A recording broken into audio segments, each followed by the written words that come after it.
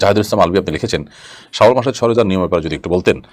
ভাই আলভী, শাওয়াল মাসের 6 রোজা এটা শাওয়াল মাসের প্রথম দিন, ঈদের দিন ছাড়া এরপর আপনি পুরো মাসের মধ্যে রাখলেই হবে। ধারাবাহিকভাবে রাখেন কিংবা ভেঙে ভেঙে রাখেন, সেটা একান্তই আপনার ব্যাপার। যে কোনোভাবে আপনি এই রোজা রাখলেই হবে। সো যে কোনো মূল্যে আপনি শাওয়ালের 6টা রোজা রাখবেন, ভেঙে ভেঙে হোক আর একত্রে হোক, সোমবার, বৃহস্পতিবার কিংবা চাঁদের 13, 14, 15 এই দিনগুলোর সাথে মিল করে যদি আপনি রোজা রাখেন, তাতেও ইনশাআল্লাহ বেদিন আপনার রোজা আদায় হয়ে যাবে।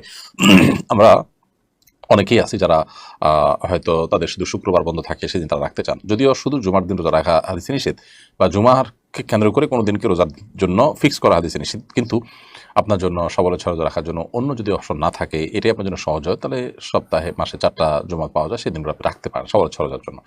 তো যে কোনো মূল্যে পুরো মাসের রোজাগুলো আপনি রেখে ফেললেই হবে ইনশাআল্লাহ বেদিন। তবে যদি কোনো কাজা রোজা থাকে, তাহলে কাজা রোজাকে আগে রেখে তারপর এই রোজাগুলো রাখা অধিকতর উত্তম।